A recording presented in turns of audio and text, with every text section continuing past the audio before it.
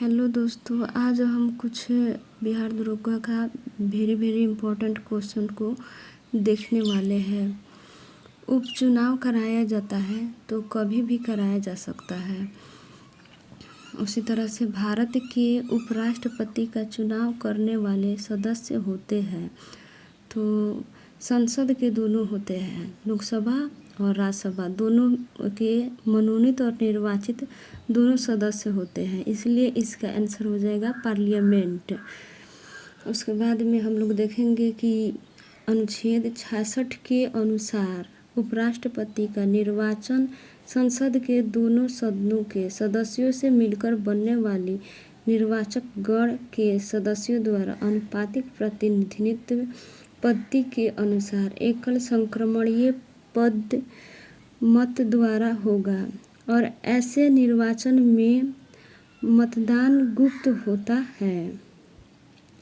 उपराष्ट्रपति अपना पद ग्रहण करने से पहले राष्ट्रपति अथवा इसके द्वारा नियुक्त किसी व्यक्ति के सम्मुख पद व गोपनीयता की शपथ लेता है। भारत का उपराष्ट्रपति राज्यसभा का पदेन सभापति होता है अनुच्छेद 64 के अनुसार। उसके बाद में हम लोग देखेंगे कि भारत के प्रथम उपराष्ट्रपति राधाकृष्णन 1952 से 62 तक रहे हैं। उसके बाद में अगला क्वेश्चन देखेंगे कि भारतीय नागरिकों के मौलिक कर्तव्य है, तो मौलिक कर्तव्य 11 गो है, लेकिन यह मौलिक कर्तव्य मूलतः संविधान में नहीं था। इसको 42वां संविधान संशोधन द्वारा 10 गो को जोड़ा गया और 86वां संविधान संशोधन 2002 में एक और जोड़ा गया, जिससे इसकी संख्या 11 हो गया। उसके बाद में अगला क्वेश्चन को देखेंगे। भारतीय संविधान के अनुसार संघ का कार्यकारी अध्यक्ष कौन होता है? तो संघ का कार्यकारी अध्यक्ष अगर कहता है तो राष्ट्रपति हो जाएगा, लेकिन अगर कहता है कि वास्तविक अध्यक्ष कौन होता है तब जाकर के प्रधानमंत्री इसका आंसर हो जाएगा। ठीक है। उसके बाद में कहता है कि अनुच्छेद 53 में यह घोषणा की गई है कि संघ की कार्यपालिका शक्ति राष्ट्रपति में निहित होता है।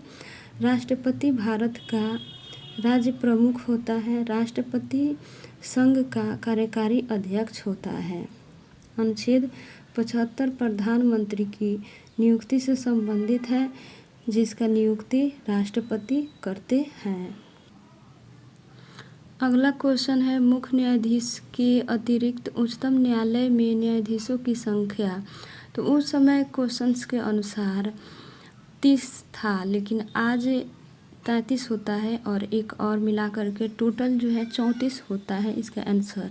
और सुप्रीम कोर्ट का गठन जो है अनुच्छेद 124 में है। बाकी अगला क्वेश्चन देखेंगे तो भारत के प्रथम गवर्नर जनरल थे। तो भारत के प्रथम गवर्नर जनरल कह रहा है तो लॉर्ड विलियम बेंटिक हो जाएगा। लॉर्ड विलियम बेंटिक 1828 से 35 तक रहता है, जिसमें 1833 के चार्टर एक्ट द्वारा बंगाल के गवर्नर जनरल को भारत का गवर्नर जनरल बना दिया जाता है। वारेन हेस्टिंग्स से बहुत सारा क्वेश्चंस आता है, जिससे इसका कार्यकाल 1774 से 85 तक रहता है। यह बंगाल का पहला गवर्नर जनरल था और लॉर्ड कॉर्नवालिस भी काफ़ी चर्चित रहता है। 1786 से लेकर के 93 ईस्वी तक इसका कार्यकाल रहता है। इसे भारत में सिविल सेवा का जनक माना जाता है। इसने बंगाल बिहार में अस्थायी बंदोबस्त लागू 1793 में किया था। रॉबर्ट क्लाइव तो पहिल का है, बहुत चर्चित ये भी रहता है। 1757 से 60 एवं 65 से 67 तक रहता है। क्लाइव बंगाल का पहला गवर्नर बना। अवध के नवाब शुजा-उद-दौला एवं मुगल सम्राट शाह आलम द्वितीय के साथ 1765 में इलाहाबाद की संधि क्लाइव ही कराया था। 1765 ईस्वी में बंगाल में द्वैध शासन इसी के वजह से लगाया गया था।